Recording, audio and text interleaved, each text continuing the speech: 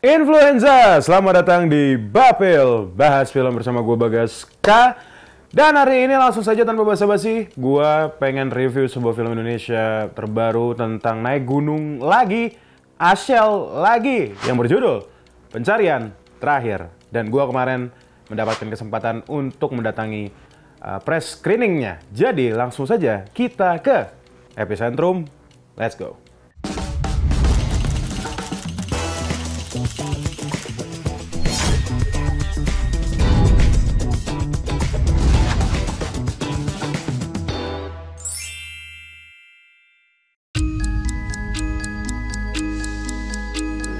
Halo Influenza, gue seperti biasa akhirnya kembali lagi ke Epicentrum setelah sekian lama untuk menghadiri press screening untuk film Pencarian Terakhir, membintangi Azana Asyel. It's been a while ya, Shell. Kita lihat seperti apa aktingmu di film ini. Langsung saja kita lihat press screening dan juga press conference-nya.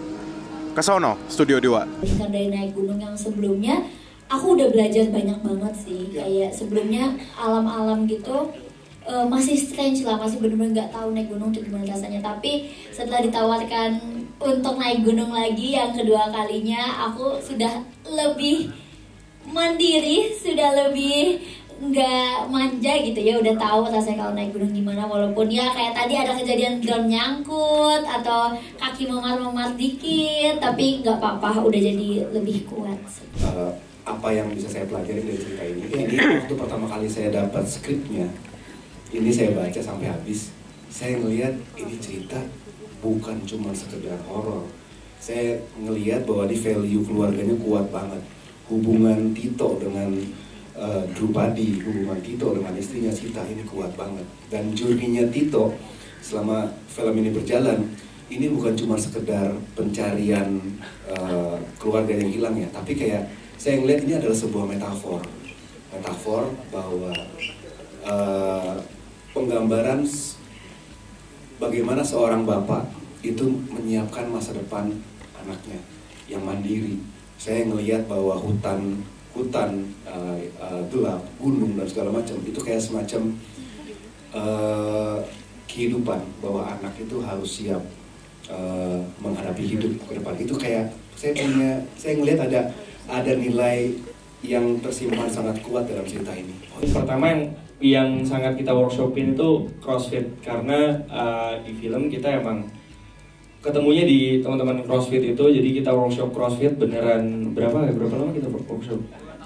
2 tahun ya. Iya, kita emang kita sekitar semingguan dan 3 harian lah untuk workshop CrossFit. Itu juga lumayan ngebantu banget untuk persiapin fisik untuk kita pas naik ke gunungnya. Dan yang pastinya juga belajar dari pengalaman sebelumnya untuk naik gunung, karena pertama kali kita naik gunung tuh di Gunung Gede, dan yang sekarang aku jadi lebih punya persiapan gitu sih untuk lebih siapin alat-alatnya dan segala macam. Tapi nggak cuma itu, kita juga dibantu sama sutradara kita Pak Fandi untuk dikasih unjuk gambaran setnya seperti apa. Jadi kita semua punya bayangan masing-masing nanti kita akan seperti apa di sana, dan ya kurang lebih itu sih. Oke, untuk ngegali chemistry karakter keluarga, kalau misalnya aku sama bapak sangat amat tidak ada kesulitan ya pak. Karena udah sering jadi bapak aku. Kalau Om Doni itu sering banget jadi bapak aku. Kalau misalnya buat ibu sendiri, mungkin ibu baru datang ke reading tuh di akhir-akhir. Cuma ibu tuh tipe yang gak bikin suasana awkward gitu, dan sangat amat helpful. Dan dengan cemilannya, dengan peralatannya yang lengkap, tisu basah semua ada, dan jadi aku enjoy gitu ngobrol sama ibu, sama sekali nggak ada kesusahan dalam membangun chemistry. Tapi juga kita tuh selama syuting tuh memang selama di gunung itu hujan terus, nggak tahu kenapa di daerah Bogor hujan terus. Jadi memang kadang-kadang kita lagi kan biasa dikasih tahu kan, bentar lagi scene-nya Artika dan Asyel itu scene yang emosional, dan kita udah nge-build up lah, udah lama ngobrol dulu apa-apa gitu. Terus tiba-tiba pas mau take hujan akhirnya kita harus nunggu dulu, makanya harus banyak kompromi sama alam. Ketika itu ternyata kemudian tim besar ngasih tahu kalau hujan beneran, terus airnya naik, buru evakuasi 30 menit dari sekarang, itu emang kita deg-degan banget ya Shell. Waktu kita evakuasi kita deg-degan banget, nyelamatin barang masing-masing. Harusnya dicurup ya Bu? Iya, gitu dicurup, terus akhirnya kita turun dari air terjun. Nah, tapi kita akhirnya ganti lokasi kita harus nyemplung ke kolam renang itu jam 7. Hasil dapat jam 7, ibu sama bapak dapatnya jam 11 malam. Jadi itu lumayan dan harus bolak-balik naik lagi, terjun lagi, nyelam lagi, naik lagi. Namanya Pak Fandi bilang bahwa 17 tahunnya sama nih. Kalian udah nggak ketemu 17 tahun. Jadi sebenarnya ada 17 tahun yang nggak difilmin yang kalian bisa pakai. Kenapa karakternya jadi seperti ini sekarang gitu. Jadi akhirnya itu yang bikin kita kita sebenarnya bisa buat karakter yang udah lebih berkembang. 17 tahun tuh apa yang terjadi sama mereka gitu. Dan itulah yang kalian lihat di layar. Bagus setelah 17 tahun kemudian, Bernard setelah 17 tahun kemudian adalah karakter-karakter sudah jadi seperti itu. Sama-sama mereka bisa menjadi bagian dari keluarga saya di film Pencarian Terakhir karena memang dengan adanya Mas Doni Alamsyah dan Mbak Tika sebenarnya mereka sama saya sebagai keluarga juga punya waktu yang cukup lah untuk bisa saling mengenal satu sama lain dan sepanjang film juga saya bisa ngerasa jadi bagian dari keluarga ini juga walaupun bukan Lukman Sardi dan bukan Richard Novisha. Sebenarnya dengan berbeda juga bukan berarti kita bermusuhan, enggak, kita juga masih bersilaturahmi semuanya. Nanti juga datang seru-seruan. Yes, itu dia orang. Jadi yang jadi nenek-neneknya ini kan yang jadi nenek-neneknya ini mungkin nenek siapa ya saya lupa. Sorry. Tapi pada saat ini Bu Arfiani Ya. waktu itu kayaknya terlalu semangat. Jadi ketika saya belum take, saya lagi ngobrol sama Iqbal. Saya lagi ngobrol gini, gimana adegan tiba-tiba tak ada tangan. Belum action. Udah masuk aja tangan. Hok. Terus kayak saya pikir jadi saya yang ke gaslight gitu, apa emang beneran udah take. Jadi saya beneran ngikutin. Jadi saya beneran kayak tapi sebenarnya belum di take. Tapi itu nasi. Nasi kan? Nasi. Dan ada satu adegan yang ada kelabangnya dan kelabang itu kita semua pakai yang beneran. Jadi ketika harus sedekat ini tuh ada bener-bener kelabang segede ini Pak. Beneran. Binatangnya semua beneran. Iya.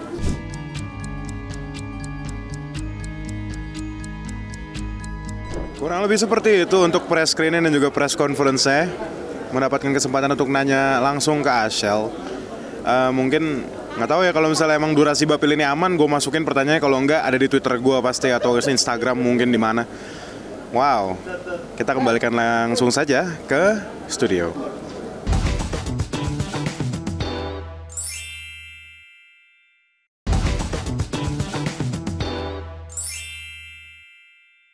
Saya jauh mengenal Gunung Sarangan daripada kamu. Saya tahu ada dunia lain di alam kita. Siapkan APD, body bag. Kosong, Kang. Perut bengkak, mulut penuh dengan tanah, belatung, dan biota lainnya. Seperti dipaksakan masuk. Kita di sini aja sama ibu.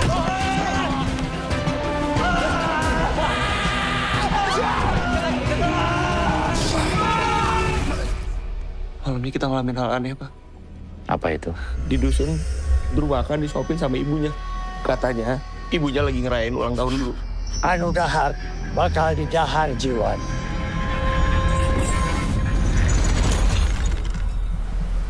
Jangan ganggu keluarga gua lagi. Setelah hilangnya Sita yang diperankan oleh Artika Sari Devi di Gunung Sarangan di ulang tahun ke-10 Drupadi yang diperankan oleh Azana Ashel, putrinya sikap Tito, yaitu Doni Alamsyah, menjadi dingin dan membuat Drupadi sedih.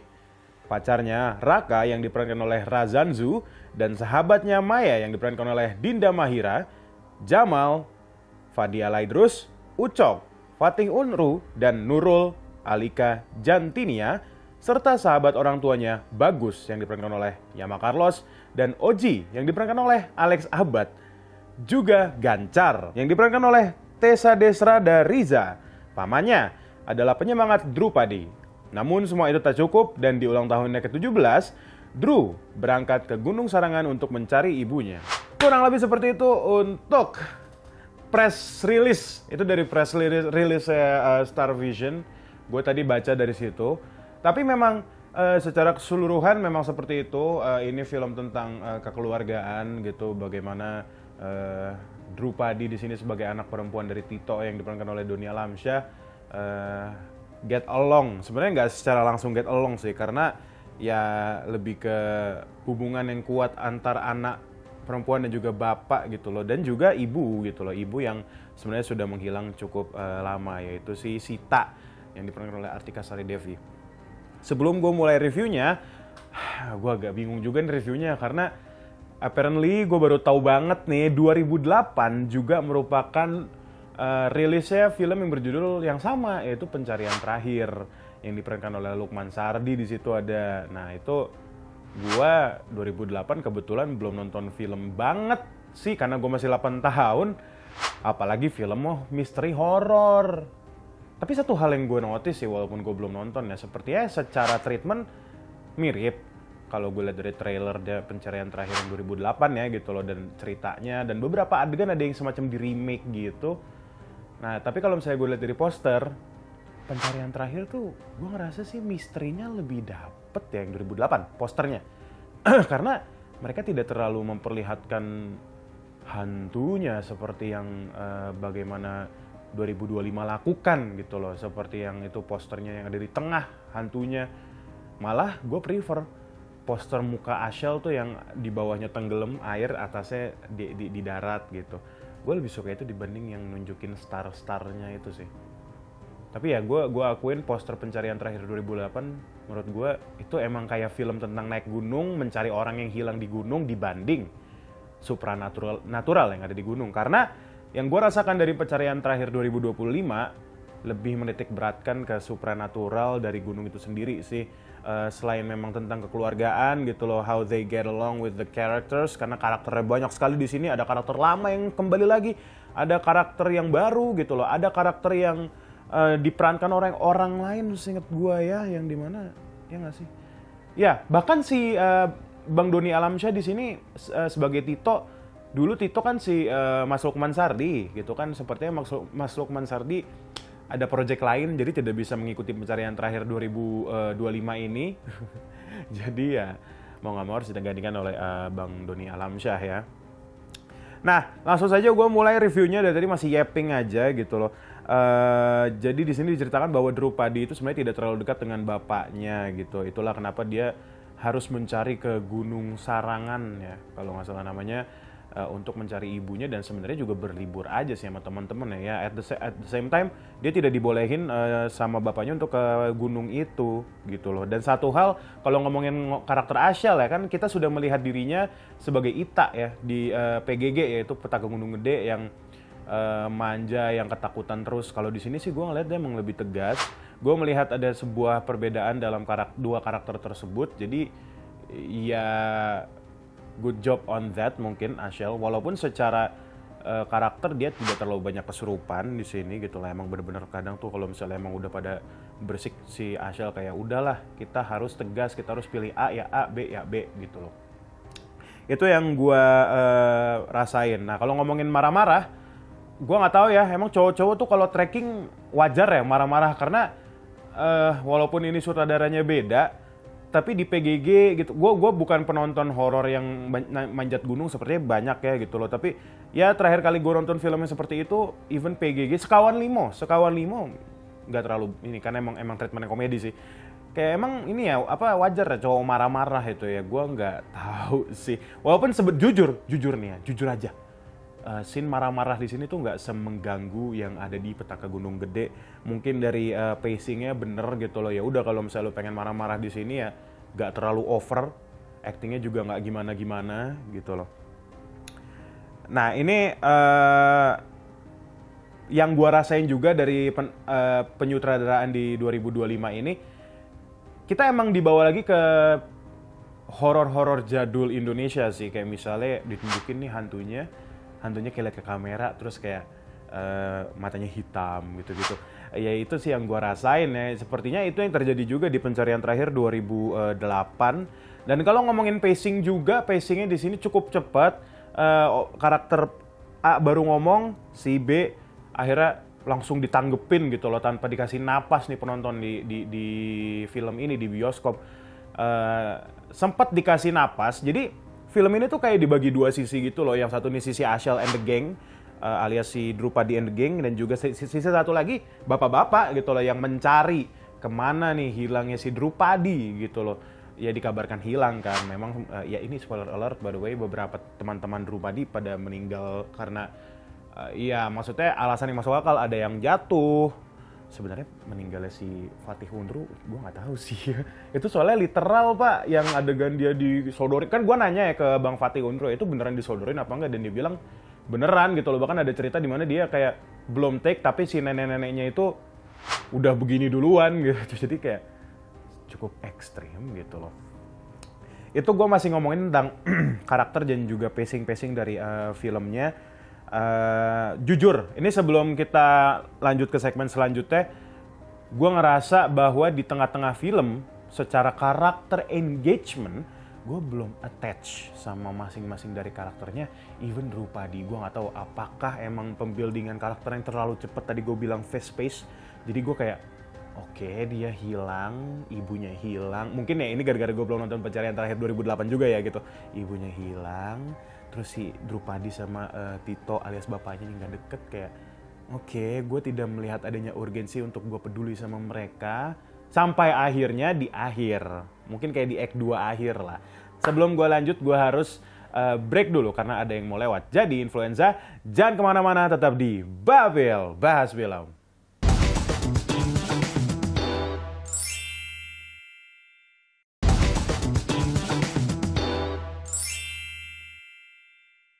Masih di Babel Bahas Film Pencarian Terakhir. Tadi terakhir gue ngomongin tentang ketidak-engage-nya gue terhadap karakter-karakter yang ada. Even sama si Ashel sebagai Drupadi dan juga Tito sebagai bapaknya Drupadi. Kebalik, Doni Alamsyah sebagai Tito ya, yaitu bapaknya Drupadi. Entah kenapa lagi-lagi gue bilang mungkin terlalu cepat pacingnya, penulisannya jadi kayak cukup scattered di Act 1 menuju Act 2, terselamatkan dengan Act 2 ke Act 3 yang memang sebenarnya tense-nya di situ gitu loh. Itu yang urgensi paling gede gitu loh. Kalau misalnya emang si Doni Alamsyah, Tito di sini dia tidak menyelamatkan dia dari Netherrealm, bukan Netherrealm sih. Ya Another World itu desa persorangan. Desa itulah pokoknya di desa Another World itu. Ya cukup seru sih di situ tense-nya gitu loh. Makanya mungkin dari tense-nya itu yang gue mendapatkan engagement karakter dari si Tito, bapaknya, anaknya Drupadi dan juga si ibunya, si Sita. Seru jujur di situnya. Cuma agak sayang aja nggak di-build secara perlahan gitu loh di awal ya. Sebenarnya kelihatan gitu loh si Ashel ini, si Drupadi ini kayak tiap kali diajak ngobrol sama Tito alias bapaknya kayak, ya makasih ya Pak, gue bisa dibilang relate kali ya gitu loh, kayak gitu-gitu. Mungkin gue juga pernah mengalami lah gitu.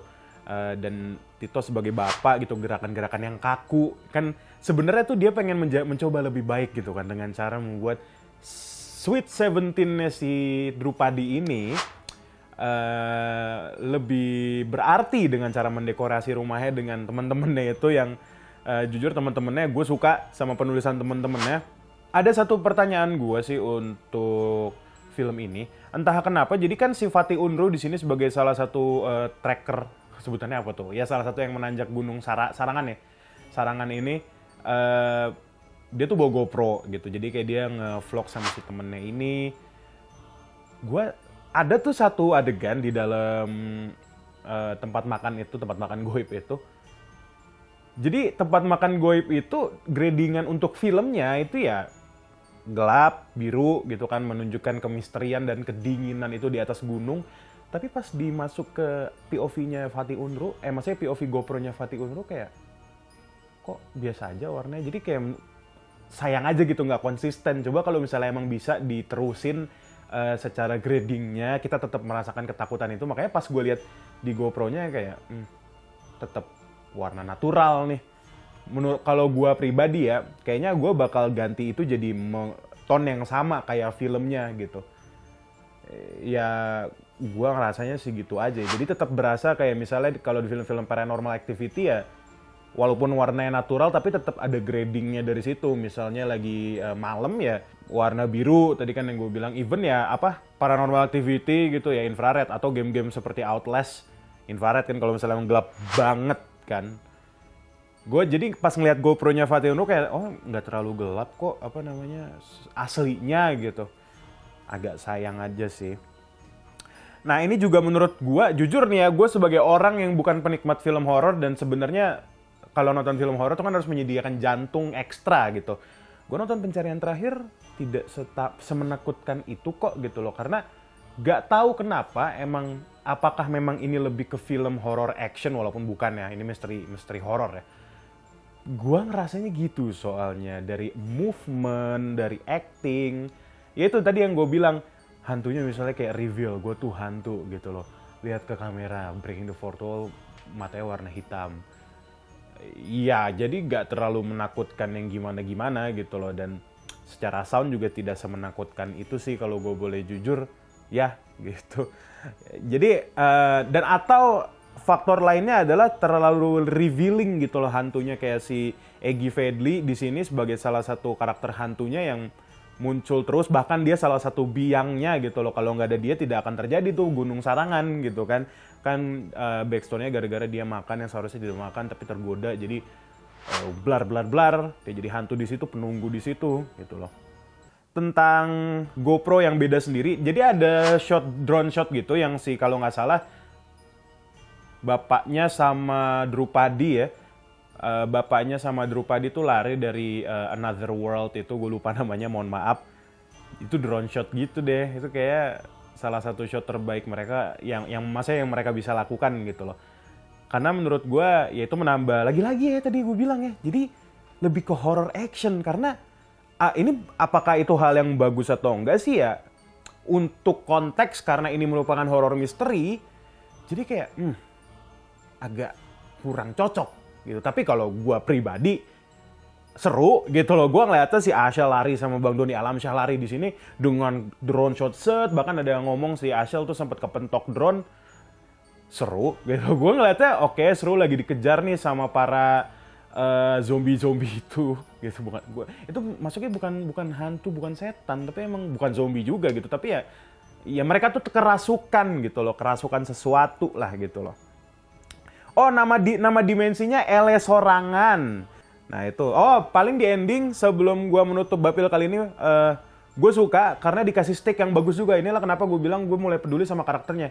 Jadi si Tito ini dikasih kayak semacam air untuk purification water gitu ke orang yang kerasukan, cuma bisa untuk 2 orang. Gitu, cuma bisa untuk 2 orang kan. Oke, ini antara si Tito mau milih Ashel sama ibunya atau dia tetap ada tapi Ashel tetap ada, dia mengikhlaskan ibunya. Pokoknya banyak kemungkinan lah. Gue tuh sudah kemana-mana. Nah itu mulai menarik nih. Secara penulisan, secara directing udah bagus. Endingnya jujur, gue yang biasanya kayak ya udah nggak apa-apa, ada salah satu yang harus dikorbankan nggak apa-apa. Tapi kali ini entah kenapa gue pengen 3-3-nya tuh selamat. Walaupun ujung-ujungnya yang selamat akhirnya ibunya sama si Drupadi. Bapaknya di sini meninggal. Walaupun bukan ending yang buruk gitu loh, tapi gue ngerasa kok tumben banget gue pengen semua karakter selamat gitu loh. Lagi-lagi flashback ke Bring Her Back gitu kan. Tapi jujur secara ending gue puas nontonnya. Gak semeh PGG secara ending. Jadi good job buat saudara dan juga Ashel di sini mendapatkan karakter yang cukup berbeda walaupun dengan medan yang sama, walaupun medanmu di sini cukup mengerikan. Jadi aku harap nextnya kamu mendapatkan film yang nyantai dikit lah, kayak di rumah, di mana gitu loh ya. Ditunggu ya Sele, atau mungkin film action juga boleh, tapi jangan di gunung juga. Paling kurang lebih seperti itu untuk reviewku tentang Pencarian Terakhir. Menurut Influenza seperti apa, boleh komentar di bawah. Atau mention gue di sosial media mana-mana pun ya. Nggak pernah gue promosi sosial media di sini, tapi nggak apa-apa. Terima kasih sudah nonton Bapil sampai saat ini. Kita ketemu lagi di Bapil selanjutnya. Thank you.